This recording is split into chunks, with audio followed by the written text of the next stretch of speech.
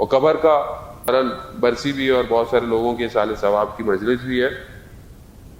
قبر کا حال کون جانے، مردہ، ہمیں کیا پتا قبر میں کیا ہوتا ہے. تو ہم اگر انسان کا یقین خدا پر اسٹرانگ رہے گا تو اس کا چھوٹا عمل بھی اس کی قبر کو روشن کر دیتا. لیکن اگر اس کا یقین ضعیف ہے اور وہ بہت نیکیاں بھی کرتا رہے لیکن شاید دنیا کو دکھانے کے لیے، ریاکاری کے لیے، تو اس کی قبر روشن شاید نہ ہو. ایک بسم اللہ بھی اگر کوئی بچہ پڑھتا ہے تو اس کے اجداد کی قبر سے عذاب ختم ہو جاتا ہے. اگر ایک بچے کو آپ تربیت دیں تو اس کے حضرت عیسیٰ نبی خدا گزر رہے ہیں، دیکھا قبر میں عذاب ہے، کافی عرصے کے بعد دوبارہ گزرے تو دیکھا قبر پہ عذاب نہیں. کہا پروردگار کیا ہوا کہ اس کا عذاب؟ کہا اس کا ایک بیٹا تھا، اس نے ایک جگہ پر پل ٹوٹا ہوا تھا، لوگ گزرتے تھے، اس نے صحیح کر دیا، لوگ گزرنا شروع ہو گئے، اس نیکی کی وجہ سے ہم نے اس کی قبر سے عذاب. یعنی ایک کوئی کام آپ ایسا کریں کہ اس کا ثواب اس کو دے. ہمیں نہیں پتا جانے محترم، واقعاً قبر کا معاملہ، یہاں سے جانے کا معاملہ، اس لیے آپ دیکھیں کہ روایات حضرت سیدہ جو پریشان ہے، نگران ہے، کیوں ہے؟ واسطے میں ہمیں متوجہ کرانا چاہتی ہیں آخرت کی طرف، قیامت کی طرف.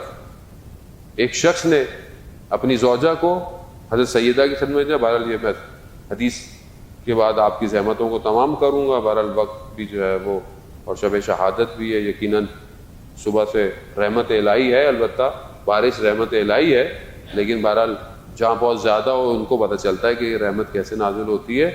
لیکن یہ ہے کہ بہرحال جہاں رہتا ہے آدمی اس کی انسان یوز ٹو بھی ہو جاتا ہے. شخص نے اپنی زوجہ کو حضرت سیدہ کی خدمت میں بھیجا اور کہا کہ ان کو بتائیں کہ جو ہم عمل کرتے ہیں، ہم آپ کے، یہ میرے عمل ہیں ہمارے، کیا ہم آپ کے شیعہ ہیں یا نہیں؟ وہ آئے، خاتون بی بی نے کہا کہ جو ہم نے کہا ہے اس پہ عمل کرو، کرتا ہو، اور جس چیز سے ہم نے منع کیا ہے اسے چھوڑ دے تو وہ ہمارا شیعہ ہے. اب جب یہ اسے پہنچا تو اس نے دیکھا کہ ہمارا عمل تو ایسا نہیں ہے کہ ہر چیز تو وہ میں عمل نہیں کرتا اور ہر چیز جو آپ نے بولا چھوڑتا، تو گریا کرنے لگ گیا، رونے لگ گیا. اور کہا دوبارہ اپنی زوجہ کو بھیجا، کہا کہ اگر ایسا عمل نہ ہو جیسا آپ نے کہا ہے تو پھر ہمارا کیا ہوگا؟ تو وہ جب آیا تو بی بی نے کہا کہ جو ہمارا ماننے والا ہو مگر اس کا عمل ویسا نہ ہو کہ جیسا ہم بہت چاہتے ہیں، تو پہلے اسے اس کی زندگی میں عذاب آئے گا، اس کی زندگی میں اس کے اوپر امتحان آئے گا کہ جو اس نے غلطیاں کی ہیں وہ صاف ہو سکے. اور اگر اس کی زندگی کے اندر جو اس کے اوپر پریشانی، مشکلات، اس کے گناہوں کو نہ دھو پائیں تو پھر قبر میں اسے مشکلات کا سامنا کرنا پڑے گا. اور اگر عالم برزخ کی مشکلات اس کے گناہوں کو نہ دھو پائیں تو وہ قیامت میں جہنم کی آگ میں کچھ عرصے تک جلے گا. اب یہ سننا تو بڑا آسان ہے. ایک دنیا میں ایک سوئی چبھتی ہے کتنی تکلیف ہوتی ہے. پاؤں میں چھوٹا سا کانٹا چبھ جائے انسان بلک اٹھتا ہے.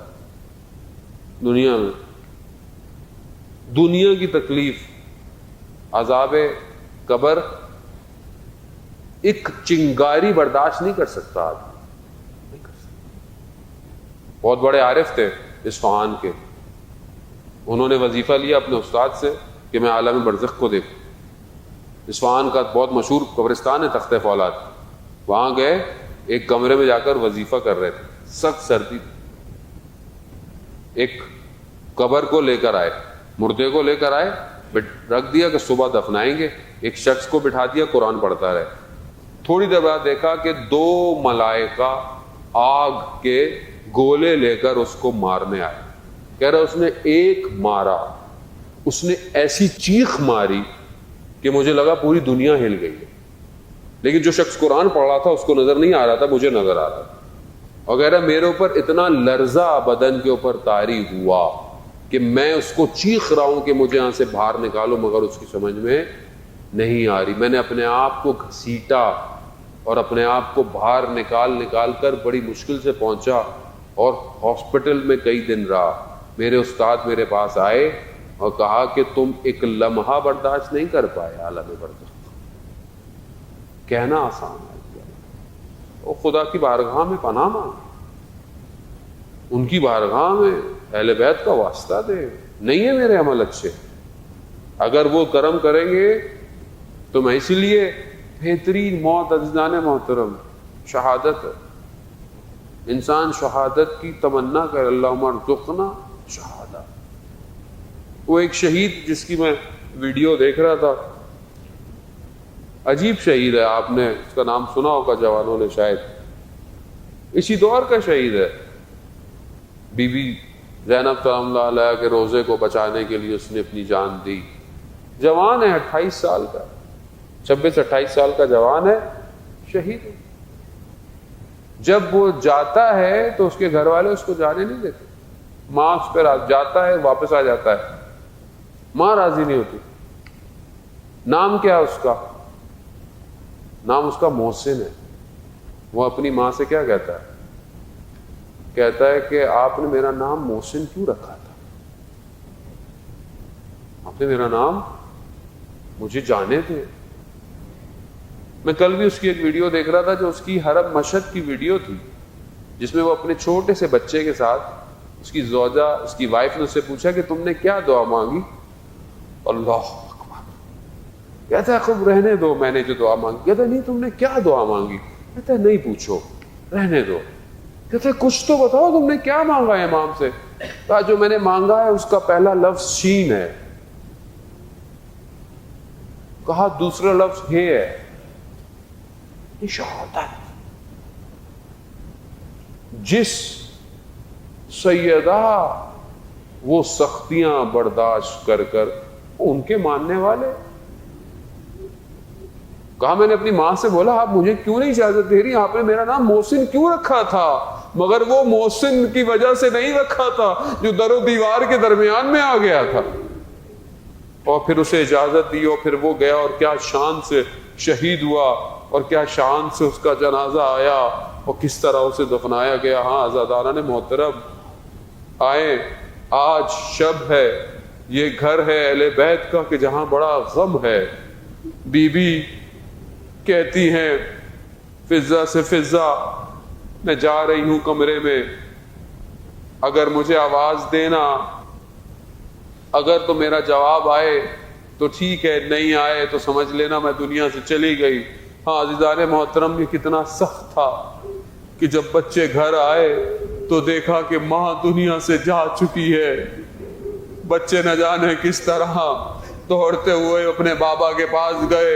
ارے وہ کائنات کا امام جو انگلیوں سے خیبر کو اکھاڑتا ہے, جیسے ہی یہ خبر سنی منہ کے بل زمین کی طرف آئے. ارے وہ علی سنبھل نہ پایا, وہ علی کہ جو فاطمہ کے ساتھ تھا. یہی تو وجہ تھی کہ وصیت, جب میری بیوی وصیت کر رہی ہیں تو دیکھا کہ مولا کے آنکھوں میں سے آنسو نکل رہے ہیں. بیوی نے اپنے ہاتھوں کو آگے کیا, کہا یہ کیا کر رہی ہیں فاطمہ؟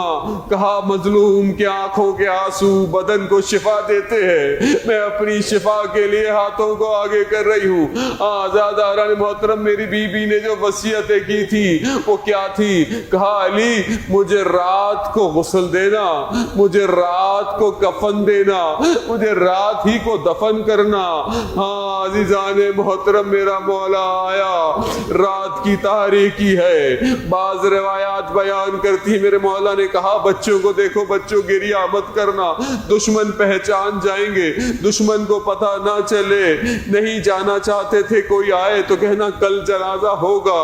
ہاں اسی شب کی تاریکی میں میرے مولا غسل دے رہے ہیں. اچانک سے مولا نے سر دیوار پر لگایا اور گریہ شروع کر دیا.